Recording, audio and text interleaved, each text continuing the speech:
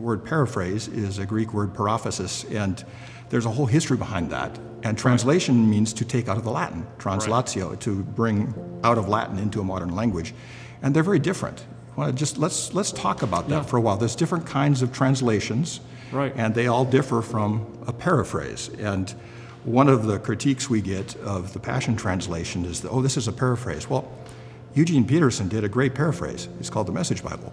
Yeah. And I grew up in the Living Bible era back in the day, so I remember when that came out. Which got modified to become the New Living Translation. When they actually looked at the original languages. Which happens to be quite a dynamic, on the edge of, or perhaps even a paraphrase itself. Yeah, it's very close to that. But it's called a translation. Yeah, there's a continuum. Why don't you say a little bit about the different kinds of translations and how they differ from a paraphrase? And a lot of English speakers don't learn foreign languages because English is so dominant. You really don't have to. You can go anywhere in the world, you get by with English. And when you're backpacking in Europe, you use what they call thésée or youth hostel English, which is real basic. You get along just fine. So a lot of English speakers don't take the trouble to understand that languages aren't that parallel. Not at all. And, if you were to chart it out, okay, you'd have on one extreme, you would have a lexicon, which is just an attempt at a word for word, which is a little bit, it's a noble pursuit to have a word in English for every Hebrew word or every Greek word. But there are concepts, and there's a universe of meaning behind every Greek word and every Hebrew word that may not correspond to an identical universe of meaning to an English word.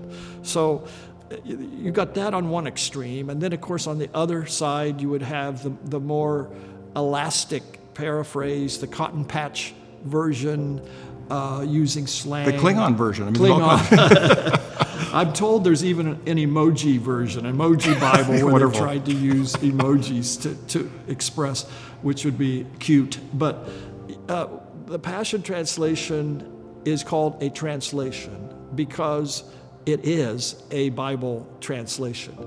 And we have resisted the negative connotation that has developed in the last 25, 30 years to the word paraphrase.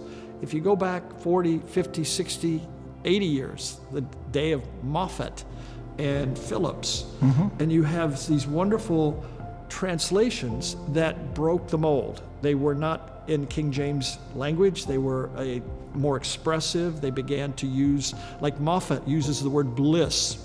I call him the more fat version, Moffat. But he used words like bliss and different words that express something. They bring an image. They trigger something when you hear it, rather than he brought me joy or he brought me delight, which he does, but he brought bliss, like the Garden of Eden was the Garden of Bliss.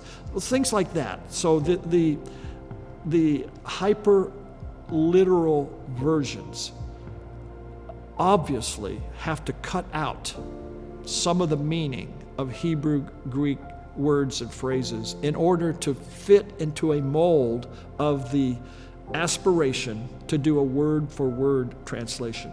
It's a noble desire, but it is a myth. There's really no such thing as a word-for-word translation. No. It can't be done.